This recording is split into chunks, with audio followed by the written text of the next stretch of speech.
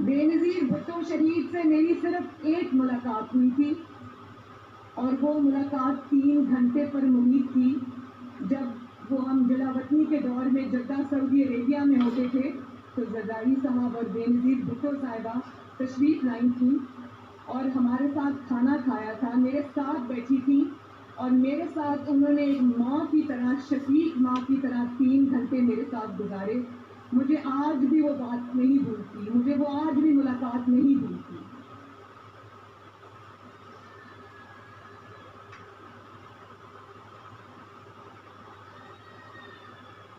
اور میرے کراچی کے بھائی بہنوں، جس طرح سے آپ نے آج ایئرپورٹ سے لے کے ہوٹل تک، مزار قائد تک اپنی بہن اور بیٹی مسلم لیگ نون کے کارکنوں کو بھی میں مخاطب کر کے کہہ رہی ہوں، جس طرح آپ نے میرا آج استقبال کیا، جتنی محبتیں آپ نے کراچی کی سڑکوں اور راستوں پر مجھ پر نچھاور کی، میں پوری زندگی اس محبت کا قرض نہیں ادا کر سکوں گی.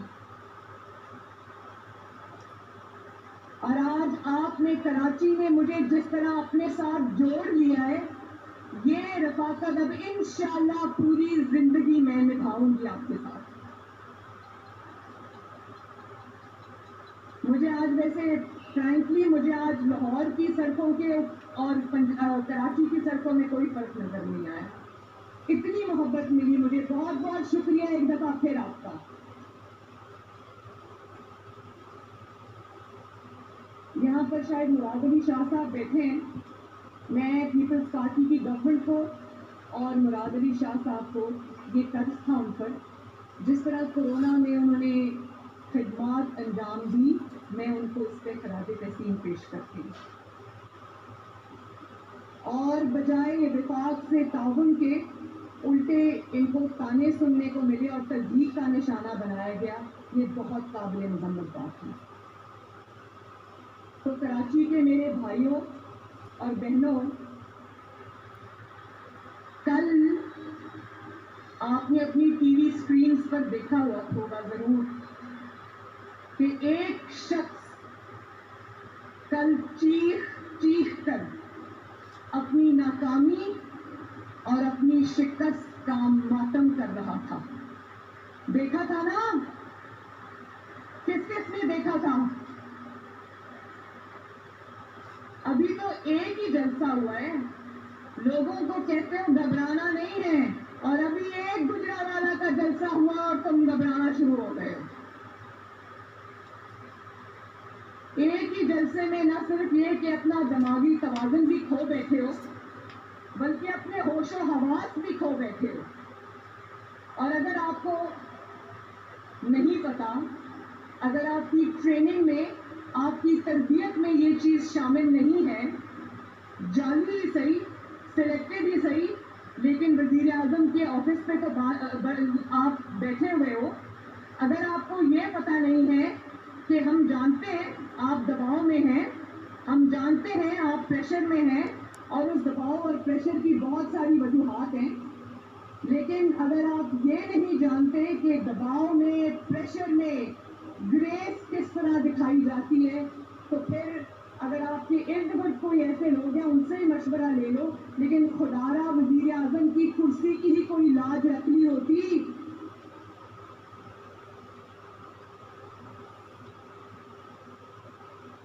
تقریر کے ایک ایک لفظ سے، آپ کی حرکات اور سکنات سے آپ کا خوف جھلک رہا تھا. اور یہی خوف آج پاکستان کی عوام آپ کے چہرے پہ دیکھنا چاہتی ہے. دیکھنا چاہتے ہو نا یہی خوف؟ یہ آپ کی طاقت کا خوف ہے جو عمران خان کے چہرے پہ آج ٹی وی پہ کل آپ نے دیکھا، ٹی وی کی اسکرینز پہ کل آپ نے دیکھا. اور اگر پریشر میں کس طرح ریاکٹ کرتے ہیں، یا جب حکومتی معاملات میں اتار چڑھاؤ آتے ہیں، اگر آپ کو نہیں آتا، اگر آپ کو سکھانے والا کوئی نہیں ہے، تو نواز شریف سے سیکھ لیا ہوتا. 126 دن تم وزیر اعظم ہاؤس کے باہر بیٹھے رہے، کنٹینر پہ چڑھ کر خالی کرسیوں سے خطاب کرتے رہے اور شارع دستور کے اوپر جمہوریت کی قبریں کھودتے رہے. نواز شریف نے تو ایک دن بھی آپ کا نام لینا گوارا نہیں کیا. نواز شریف نے تو ایک دن بھی پریشر نہیں لیا. نواز شریف نے تو ایک دن بھی گھبرا کے الٹی سیدھی باتیں نہیں کی. آج بھی تمہیں حسرت رہے گی. نواز شریف تمہارا نام بھی نہیں لے گا. اس کی وجہ یہ ہے کہ تم بڑوں کی جو لڑائی ہے اس میں بچوں کا کوئی کام نہیں ہے. بھائی تم کس خوشی میں اچھل رہے ہو؟ تمہارا نام کس نے لیا ہے؟ تم تو پہلے ایک تابع دار ملازم تھے. اب وزیر اعظم کی کرسی پہ قبضہ کرنے کے بعد اب فرق صرف یہ آ گیا ہے کہ تم ایک تنخواہ دار ملازم ہو اور تمہیں جعلی اور سلیکٹڈ ہونے کی تنخواہ اس پاکستانی قوم کو لاکھوں روپے میں ادا کرنی پڑے گی. اور آپ کا تو مخاطب بھی عوام نہیں ہوتے. کراچی کے لوگوں اس کا مخاطب آپ نہیں ہوتے. جب وہ خطاب کرتا ہے تو یا وہ اپوزیشن کو خطاب کرتا ہے یا وہ نواز شریف سے مخاطب ہوتا ہے یا اس کو مریم نواز کی تکلیف ہے یا اس کو بلاول بھٹو اور مولانا فضل الرحمان صاحب کی تکلیف ہے. وہ آپ سے مخاطب نہیں ہوتا. وہ ہم سے مخاطب ہوتا ہے اور عوام کو اور یا وہ ان سے مخاطب ہوتا ہے جو اس کو لے کر آئے ہیں. عوام سے وہ مخاطب نہیں ہوتا. میں نہ عمران خان کا نام لینا پسند کرتی ہوں نہ اس جعلی انسان کو میں وزیر اعظم مانتی ہوں نہ میں نے اس کی جعلی حکومت کو کبھی تسلیم کیا ہے اور میں اس کے الزامات کا جواب دینا بھی جو ہے وہ بلو ڈگنیٹی سمجھتی ہوں. لیکن کل اس نے ایک ایسی بات کی جو میرے شاید مذاق اڑانے کی غرض سے کی گئی تھی. لیکن اس سے یہ جو خواتین یہاں بیٹھی ہوئی ہیں مجھے کہا کہ یہ بچی ہے لیکن نانی ہے. تو میں اللہ تعالیٰ کا بہت شکر ادا کرتی ہوں کہ میں صرف ایک بچی نہیں 2 بچوں کی نانی ہوں ماشاءاللہ. یہاں ذرا ہاتھ کھڑا کریں کتنی خواتین نانی ہیں کتنی خواتین دادیاں ہیں. تو بتاؤ کہ کتنا خوبصورت رشتہ ہوتا ہے. یہ ہوتا ہے نا. میری نواسی کا نام جو کہ اب ماشاءاللہ 3 سال کی ہے اس کا نام سرینا ہے اور ایک اور میرا نواسا ہے جو ابھی 3 مہینے کا ہے اس کا نام محمد ہے. تو میں یہ بتا دوں کہ جب میں تھکی ہوتی ہوں مجھے تھکاوٹ ہوتی ہے تو میں اپنی بیٹی کو کہتی ہوں کہ دونوں بچوں کو میرے پاس لے آؤ. یقین کریں کہ تھکاوٹ دور کرنے کا اور دل کی خوشی کا میرے پاس اس سے بڑا کوئی علاج نہیں ہے. اور آپ نے جب یہ بات کہی تو آپ نے میری تصدیق نہیں کی. آپ نے اس مقدس رشتے کی تصدیق کی ہے. نانی کون ہوتی ہے؟ ماں کے پاؤں کے نیچے جنت ہوتی ہے. وہ ماں کی بھی ماں ہوتی ہے. آپ نے اس رشتے کی تصدیق کی. میں اگر اس پہ آپ کو نشانہ بنانا چاہوں تو میرے پاس ایسی باتیں ہیں کہ شاید میری زبان بھی زیب نہ دے وہ بات کرنے کی. میں نہیں کروں گی. اس کی وجہ یہ ہے کہ میں نواز شریف اور کلثوم نواز کی بیٹی ہوں. آج بھی جب میں کمرے میں داخل ہوتی ہوں تو میرے والد کرسی سے اٹھ کے کھڑے ہو جاتے ہیں. میں نے اپنے گھر میں یہ ماحول دیکھا ہے. اور یہ جو نانی اور دادی کے رشتے ہوتے ہیں یہ بہت مقدس رشتے ہوتے ہیں. یہ نصیب والوں کو ملتے ہیں اور اللہ تعالیٰ کی سب سے بڑی نعمتوں میں سے ایک نعمت ہوتی ہے اور ان کو ملتے ہیں جو اپنے رشتے نبھانا جانتے ہیں جو رشتوں کی قدریں جانتے ہیں جو رشتوں کا احترام جانتے ہیں جو خاندان کی اقدار کو جانتے ہیں سمجھتے ہیں اس کے पाबंद रहते हैं। और यहाँ मैं जरूर ये जिक्र करना चाहूंगी कि जितने भी कायदीन यहाँ पर मौजूद हैं वो इंतखाबी मैदान में शायद इनमें से कुछ हमारे हलीफ हो और कुछ हमारे हरीफ हो। मौलाना फजल रहमान साहब जब मुझे मिलते हैं तो मेरे सर पे बेटियों की तरह हाथ रखते हैं। जो आसिफ जरदारी साहब हैं वो मुझे बेटी कहकर पुकारते हैं। बिलावल मुझे अपनी बड़ी बहन की तरह रिस्पेक्ट देता है। और अभी अशद जई साहब यहाँ खड़े थे जब मैं पिछले साल बलूचिस्तान गई कोयटा के जलसे में, तो अशद जई साहब ने मुझे इतनी इज्जत दी। ड्राइवर ने मेरी गाड़ी नहीं चलाई, 2 दिन अशद जई साहब का बेटा मेरी गाड़ी चलाता रहा। और जब वक्त आएगा, आज हम सब पाकिस्तान के लिए इकट्ठे हैं, पाकिस्तान की आवाम के लिए इकट्ठे हैं, उनका मुकदमा लड़ने आए हैं। जब वक्त आएगा तो हम इंतखाबी मैदान में जब उतरेंगे तो हम एक दूसरे के हरीफ भी होंगे, लेकिन हम एक दूसरे के दुश्मन नहीं होंगे। हम एक दूसरे की तकलीफ नहीं करेंगे। क्यों बिलावल? आपकी वालिदा ने आपको यही सिखाया। आपकी वालिदा शहीद होने से पहले मेरे वालिद के इतने करीब आ गई थी, बहन भाई का ऐसा रिश्ता बन गया था जो आज मैं और बिलावल निभा रहे हैं।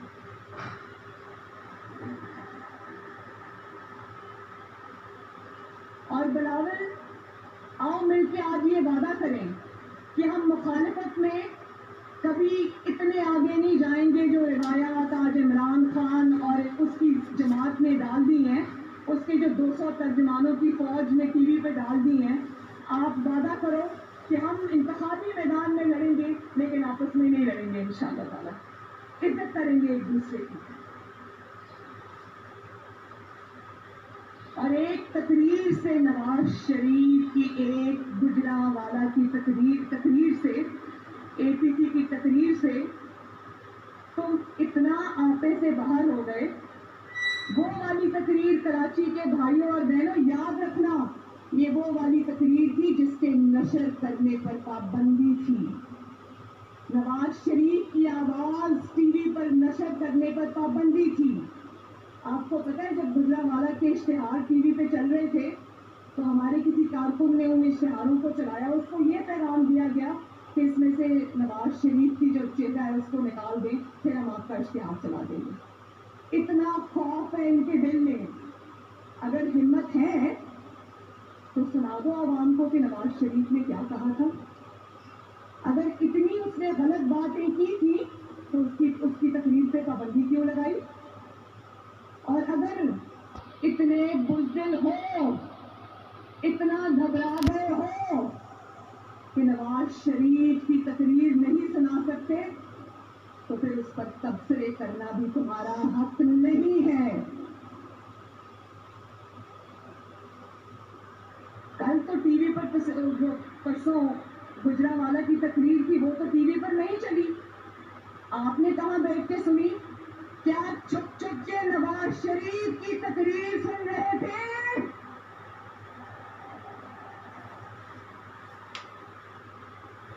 और फिर कहते कहते रुक गए कल अपनी तकरीर में कि नैब हमारे साथ है, नैब मेरे साथ है। सच हलक में अटक जाता है, झूठ बड़ी रवानी से बोलते हो। तो कराची के अवाम को ये बताओ जो उनको ना पता हो, कौन नहीं जानता कि नैब इमरान खान के हुक्म पर चलती है? कौन नहीं जानता? कराची वालों जानते हो ना? हाथ उठा के जरा बताओ, जानते हो ना कि नैब किसके इशारे पे काम करती है?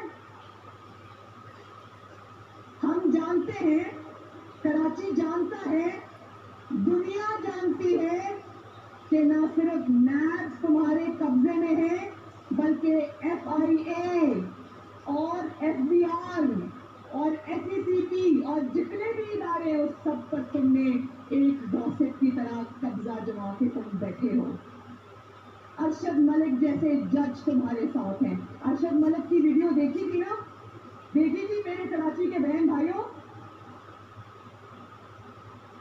لیکن عوام سے تمہارا کوئی واسطہ نہیں. عوام چیخ رہے ہیں, بلک رہے ہیں, تمہارے کان پہ جوں تک نہیں رینگتی. وہ شارع دستور پہ لیڈی ہیلتھ ورکرز بیٹھی ہیں دھرنا دے کے, قوم کی مائیں بیٹیاں. تمہیں اتنی توفیق نہیں ہوئی کہ کسی کو وہاں بھیجو, یا خود جاؤ اور ان ماں بہنوں بیٹیوں سے پوچھو کہ بہنوں بیٹیوں میں حکمران ہوں, جانی ہی صحیح میں حکمران ہوں, کیا مسئلہ ہے تمہارا, ذرا مسئلہ بتاؤ. ذرا بتاؤ عوام کو کہ غریب عوام سے تم نے روٹی کیوں چھینی. ذرا آؤ اور بتاؤ عوام کو کہ غریب عوام سے تم نے روزگار کیوں چھینا. آؤ بتاؤ عوام کو کہ بیماروں سے تم نے دوائیں کیوں چھینی. پتہ ہے نا میرے بہن بھائیوں, اچھے سے جانتے ہو کہ دوائیوں کی قیمتوں میں پچھلے 2 سال میں 500% اضافہ ہوا ہے. جانتے ہو نا, میرے سے زیادہ جانتے ہو. لیکن غریب کا درد, بھوکے پیٹ کا درد اس کو کیسے ہوگا جس کا اپنا پیٹ بھرا ہو. اس کو غریب کا درد نہیں ہوگا.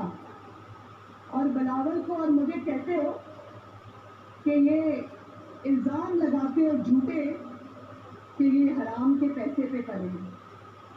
بھائی بلاول کے آباء و اجداد کیا تھے, مریم نواز کے آباء و اجداد کیا ہیں, کیا تھے, یہ پوری دنیا جانتی ہے, تمہیں بتانے کی ضرورت نہیں ہے. لیکن تم ذرا عوام کو بتاؤ کہ اس نوکری پہ جس پہ ابھی تمہیں سلیکٹرز میں رکھا ہوا ہے, اس نوکری کے علاوہ تم نے کبھی کوئی نوکری کی, کبھی کوئی کاروبار کیا. یہ سوال جو اس نے پوچھا, جو الزام لگایا, ایک ایسا شخص جس کا ہاتھ ہمیشہ امیر دوستوں کی جیبوں میں ہو, اس کو کسی پہ الزام لگانے کا کوئی حق نہیں. جس انسان کے کچن کا خرچہ, اس کے کپڑوں کا خرچہ, اس کی گاڑی کا خرچہ, اس کے پیٹرول کا خرچہ, اس کے جہازوں کے سفر کا خرچہ, اس کی ہر چیز کا خرچہ جب اس کے امیر دوست دیتے ہو اور پتہ نہیں کہاں سے آتا ہے, اس کو دوسرے پہ ایسے الزامات لگانے سے پہلے 100 مرتبہ سوچنا چاہیے. اور ذرا بتاؤ کتنے گھر بنائے. 50 لاکھ گھر بنانے کا وعدہ تھا نا کراچی والوں, کس کو ملا وہ گھر؟ ملا؟ بلکہ 50 لاکھ گھر بنانے کا وعدہ تھا تو آج جن پناہ گاہیں جو تم نے کھولی ہیں, شاید وہ ان لوگوں کے لیے کھولی ہیں 2 سال پہلے تمہاری حکومت میں آنے سے پہلے, جن کا شاید پہلے اپنا گھر ہوتا ہوگا.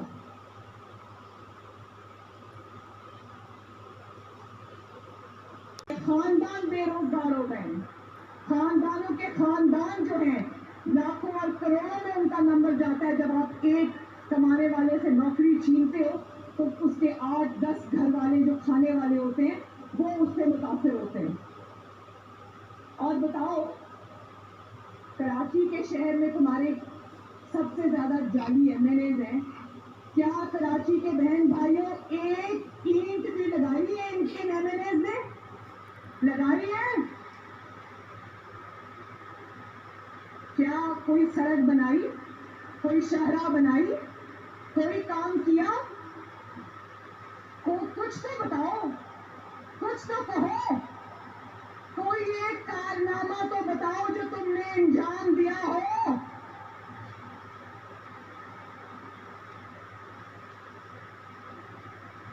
میں بتاؤں تمہارے کارنامے, سنو گی کراچی والوں عمران خان کی جعلی حکومت کے کارنامے.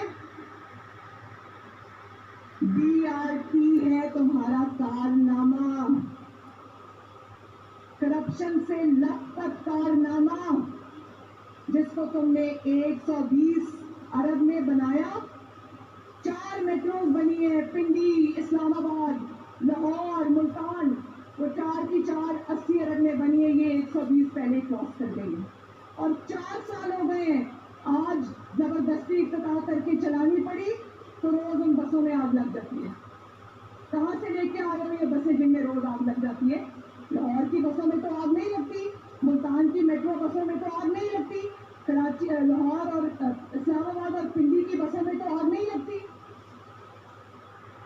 بلین ٹریز ہے تمہارا کارنامہ, جس میں ابھی پچھلے دنوں خبروں میں آ رہا تھا کہ ایک ایک پودے میں تم نے کتنی کرپشن کی ہے.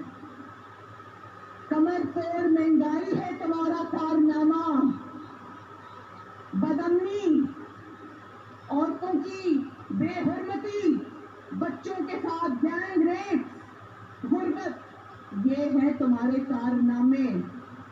پاکستان کو افغانستان سے بھی پیچھے لے جانا, روپے کو مٹی میں ملا دینا ہے تمہارا کارنامہ. 5.7 جو GDP گروتھ تھی اس کو زیر زمین لے کر جانا ہے تمہارا کارنامہ. معیشت پہ خود کش حملہ کرنا ہے تمہارا کارنامہ. صنعتوں کو تباہ کرنا ہے تمہارا کارنامہ. کاروباروں کو تباہ کرنا ہے تمہارا کارنامہ. سکوت کشمیر ہے تمہارا کارنامہ. کشمیریوں اور کشمیریوں کا لاکھوں شہداء کا مقدمہ ہار جانا ہے تمہارا کارنامہ. پاکستان کو دنیا میں تنہا کرنا ہے تمہارا کارنامہ. پاکستان کو اس کے دیرینہ دوستوں سے, جن سے پاکستان کے ہمیشہ اچھے تعلقات رہے ہیں, ان سے پاکستان کو دور کرنا ہے تمہارا کارنامہ.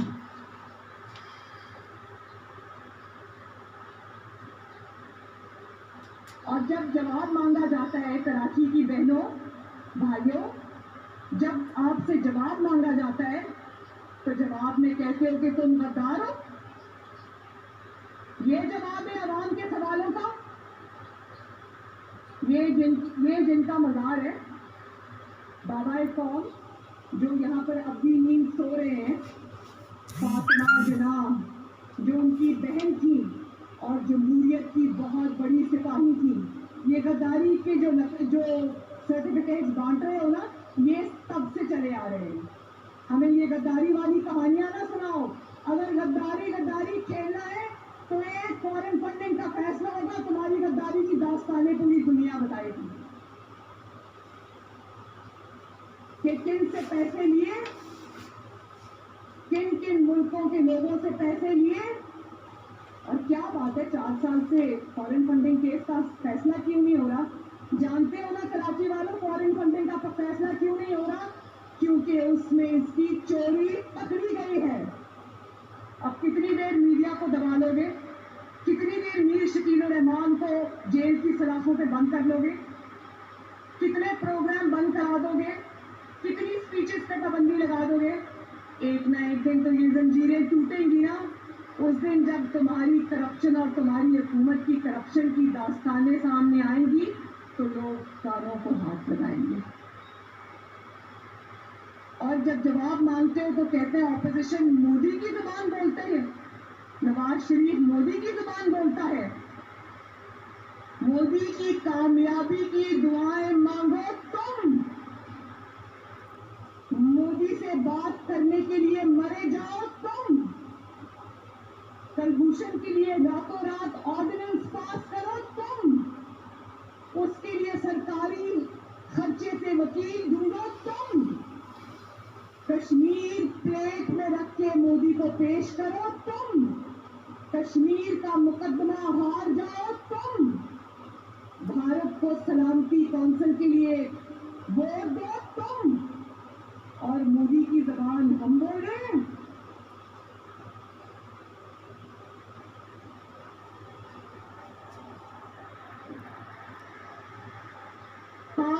ایٹمی دھماکوں کے جواب میں 6 ایٹمی دھماکے کرے نواز شریف. دنیا بھر میں کشمیر کا مقدمہ لڑے نواز شریف. دنیا بھر میں برہان وانی جیسے کشمیر کے شہداء کا مقدمہ لڑے نواز شریف. مودی اور واجپئی اپنے دشمن ملک کی زمین پر خود چل کر آئیں. ان کو لانے والا نواز شریف مینار پاکستان پر وہ کھڑے ہو کر پاکستان کو سلامی دیں. وہ کروانے والا نواز شریف. فوج اور سیکیورٹی اداروں کی تنخواہیں بڑھانے والا نواز شریف. دفاعی بجٹ کو بڑھانے والا نواز شریف. JF تھنڈر بنانے والا نواز شریف. موٹر ویز جس کے اوپر پاکستانی جنگی جہاز اتر بھی سکتے ہیں اور ٹیک آف بھی کر سکتے ہیں, ان کو بنانے والا نواز شریف. دہشت گردوں کے خلاف 2 جنگوں کی قیادت کرنے والا نواز شریف. ضرب امن اور رفع الفساد جانتے ہو نا, ان کی قیادت کرنے والا نواز شریف. سیاچن میں فوجی مورچوں میں جا کر کھڑے ہونے والا شہید بیوی بھی گئی تھی. سیاچن میں جب وہ وزیر اعظم تھی, بطور وزیر اعظم نواز شریف اور شہید بیوی دونوں, جن کے اوپر آج غداری کے فتوے ہیں نا, یہ دونوں سیاچن کے مورچوں میں فوجیوں کے ساتھ کھڑے ہوئے تھے. جا کے ان کا حوصلہ بڑھایا تھا. اور مودی کی زبان ہم بول رہے ہیں, پھر کہتے ہو نواز شریف فوج کے خلاف بات کرتا ہے. جب تم سے تمہاری ناکامیوں کے بارے میں پوچھا جاتا ہے, تمہاری نالائکی کے بارے میں پوچھا جاتا ہے, تمہاری نااہلی کے بارے میں پوچھا جاتا ہے, تو جلدی سے جا کے فوج کے پیچھے چھپ جاتے ہو. جلدی سے جا کے فوج کی وردی کی پناہ لے لیتے ہو. ڈرپوک آدمی, تم فوج کو آلودہ کرتے ہو. تم فوج پر انگلیاں اٹھانے والوں کو تقویت دیتے ہو. فوج کو اپنی نالائکی چھپانے کے لیے, اپنی ناکام سیاست کے لیے استعمال کرتے ہو. تمہیں یہ حق کس نے دیا ہے؟ کیا فوج عمران خان کی ہے؟ بتاؤ کراچی کے بہن بھائیوں, کیا فوج عمران خان کی ہے؟ کیا فوج تحریک انصاف کے ٹھیکیداروں کی ہے؟ تم نے ٹھیکہ لیا ہوا ہے پاکستان کی فوج کا. تمہیں کس نے پاکستان کی فوج کا ترجمان مقرر کر دیا ہے؟ پاکستان کی فوج ہماری ہے. پاکستان کی فوج نواز شریف کی ہے. پاکستان کی فوج یہاں بیٹھے ہوئے سب کی ہے. پاکستان کی فوج آپ کی. ہاں, نواز شریف نے یہ ضرور کیا کہ اس نے کرداروں اور اداروں کے درمیان ایک واضح لکیر کھینچ دی ہے. اس نے سپاہیوں, شہداء, پاکستان کے لیے اپنی جانوں کا نذرانہ دینے والوں کو, جن کی وردیوں پہ آج خون کے دھبے لگے ہوئے ہیں, ان ماں باپ کو جنہوں نے اپنے بیٹے سرحدوں پر شہید کرائے ہیں, دہشت گردی کے خلاف جنگوں میں شہید کرائے, ان کو نواز شریف بھی سلام کرتا ہے, ان کو مریم نواز بھی سلام کرتی ہے, ان کو PDM بھی سلام کرتا ہے, ان کو کراچی کے عوام بھی سلام کرتے ہیں. مگر ایک یا دو افراد, یاد رکھو کراچی کے بہن بھائیوں, ایک یا دو افراد ادارہ نہیں ہوا کرتے. ایک یا دو افراد اداروں کی بدنامی کا باعث بنا کرتے ہیں, اور جب وہ ادارے کی آڑ لیتے ہیں تو اس میں پھر ادارے کے اوپر ناقابل تلافی نقصان ہوتا ہے. اگر ہم آپ کو سلوٹ کرتے ہیں اور کریں گے, آپ ہماری فوج ہو, لیکن ہم ان کرداروں کی بات کر رہے ہیں. اگر آپ یہ کہو کہ شہید کو سلوٹ کرتے ہو, دونوں ہاتھوں سے کرتے ہیں. اگر آپ جان کے نذرانہ پیش کرنے والے کو سلوٹ کرتے ہو, دونوں ہاتھوں سے کرتے ہیں. آئین اور اپنے حلف پہ چلنے والے سپاہی کو, چاہے وہ میجر ہو یا وہ سپاہی ہو, یا وہ کرنل ہو, یا وہ بریگیڈیئر ہو, یا وہ میجر جنرل ہو, یا وہ کوئی بھی ہو, اس کو ہم سب سلام کرتے ہیں. لیکن اگر آپ یہ چاہو کہ عوام کے ووٹوں کو بوٹوں کے نیچے روند کے آنے والوں کو ہم سلام کرتے ہیں, تو یہ ہم سے نہیں ہوگا. جو حکومتیں بناتا ہے, حکومتیں گراتا ہے, سازشیں کرتا ہے, آپ کے ووٹ کی پرچی کو بوٹوں کے نیچے رونتا ہے, جو آپ کے منتخب نمائندوں کو ایک ٹھکانہ پر اور تنخواہ دینے سے نام لینے پر سازشیں کر کے وزیر اعظم ہاؤس سے باہر نکالتا ہے, جو عدالتوں پر اثر انداز ہوتا ہے. عدالتوں میں ججز کی ویڈیوز جو رکھی ان کو دکھا کے کہتے ہو کہ ہمارے پسند کا فیصلہ دو ورنہ تمہاری خیر نہیں. وہ ہمارا ہیرو نہیں ہے.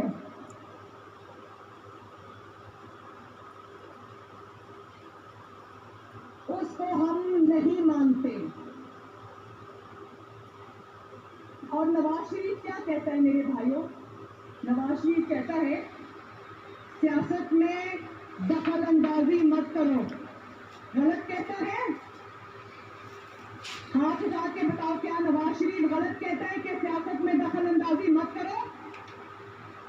وہ کہتا ہے کہ عوام کے ووٹ کے اوپر ڈاکہ مت ڈالو. کیا وہ غلط کہتا ہے؟ وہ کہتا ہے کہ منتخب کرنے اور گھر بھیجنے کا اختیار پاکستان کی عوام کو, جو اللہ تعالیٰ کی نائب ہے اس دھرتی کے اوپر, صرف اس کو یہ اختیار ہے. یہ اختیار اور کوئی استعمال نہیں کر سکتا. تو کیا وہ غلط کہتا ہے؟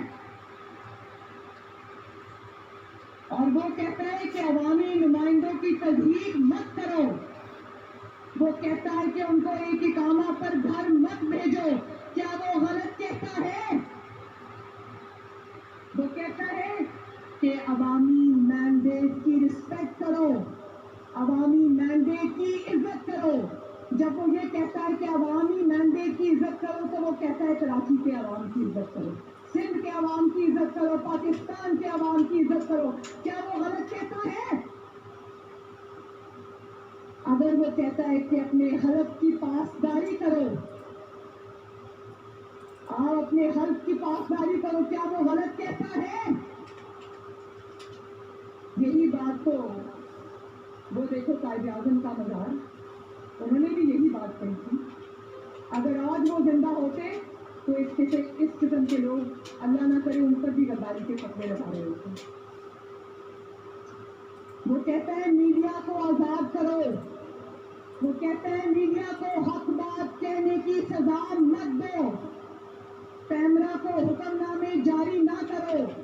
چینلز کو فون نہ کرو کہ تمہارا فلاں بندہ ذرا زیادہ حق کی بات کرتا ہے, اس کو نوکری سے نکالو. پتا ہے نا کراچی والوں کہ پچھلے دنوں میں کتنے جو صحافت کے صحیح جو صحافی تھے, حق بات کہنے والے نوکریوں, جن کی نوکریاں چلی گئی. اگر وہ یہ کہتا ہے کہ میڈیا کو زنجیروں سے آزاد کرو تو کیا وہ غلط کہتا ہے؟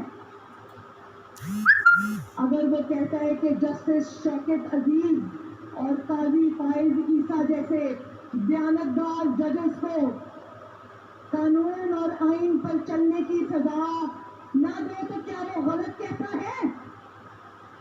ہاتھ اٹھا کے بتاؤ کیا غلط کہتا ہے؟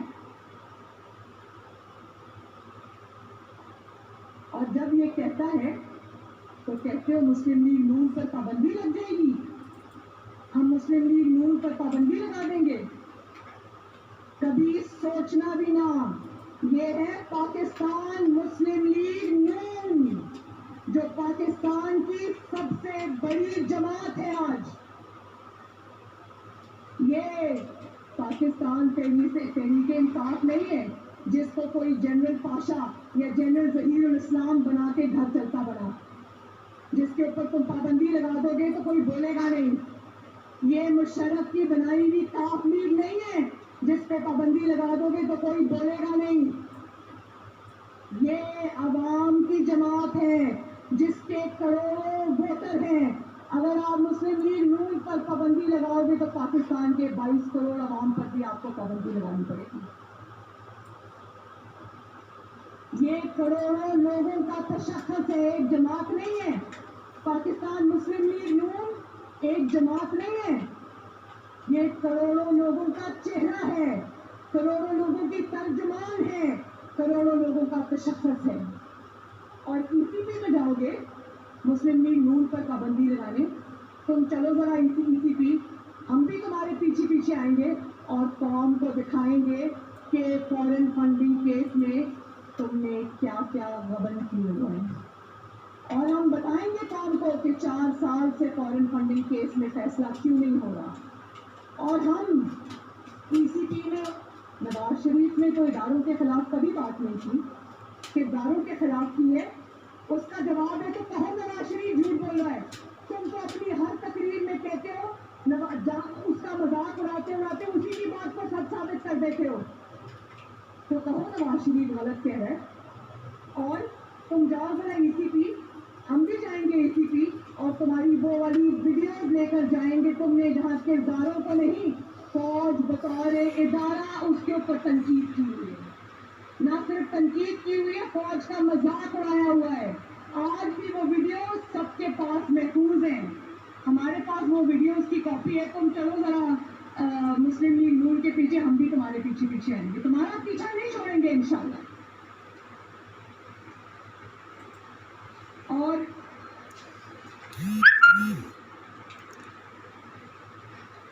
ابھی امیر حیدر خان ہوتی صاحب نے بہت ہی اچھی گفتگو کی.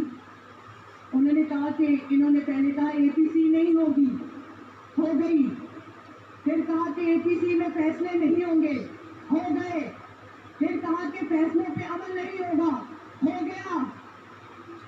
آخری بات وہ بھول گئے کہنا. تم کہتے ہو کہ جلسوں اور تحریکوں سے حکومت نہیں جاتی, انشاءاللہ یہ بھی ہو جائے گا. اور مینگل صاحب آپ کا بہت شکریہ, آپ کی تجویز میں نے نوٹ کر لی ہے. آئندہ نہ بریانی نہ پینے والے نان, جنرل عاصم سلیم باجوہ کے پیزا سے آپ کی توازو کی جائے گی انشاءاللہ. وہ بھی آپ ہی کے پیسے کے ہیں, مفت کھانا. اور جب تک PDM موجود ہے, قوم سے میرا وعدہ ہے, PDM کے سارے سربراہ یہاں بیٹھے ہیں ماشاءاللہ, قوم سے میرا وعدہ ہے, آپ کو گواہ بنا کے کہتی ہوں کراچی کے بہنوں اور بھائیوں, یہ تحریک تب تک چلے گی جب تک نالائکی اور نااہلی کے اندھیروں سے آپ کو نجات نہیں دلا دیں گے. یہ تحریک تب تک چلے گی جب تک آپ کے بجے ہوئے چولہے دوبارہ جل نہیں اٹھیں گے. یہ تحریک تب تک چلے گی جب تک پاکستان کو اس نااہلی اور نالائکی اور سلیکٹڈ حکومت سے پہنچنے والے نقصانوں کا ازالہ نہیں ہو جائے گا. یہ تحریک تب تک چلے گی جب تک پاکستان میں آئین اور قانون کا بول بالا نہیں ہوگا. یہ تحریک تب تک چلے گی جب تک آپ کے ووٹ کو عزت نہیں ملے گی. یہ تحریک تب تک چلے گی جب تک میڈیا آزاد نہیں ہوگا, جب تک جوڈیشری آزاد نہیں ہوگی, اور جب تک آپ کا حق آپ کو نہیں ملے گا. اور اب جب کہ یہ تحریک چل نکلی ہے اور آپ اس کا ہراول دستہ ہو, تو ایک آخری بات کہہ کر اپنی بات کو ختم کرتی ہوں. جو بزدل ہے وہ ہٹ جائے. بولو, جو بزدل ہے وہ ہٹ جائے. اونچا بولو, مجھے آواز آنی چاہیے. جو بزدل ہے وہ ہٹ جائے. جو شیر ہے وہ بچ جائے. کراچی زندہ باد. کراچی کے میرے غیور عوام زندہ باد. PDM زندہ باد. پاکستان پائندہ باد. بہت بہت شکریہ.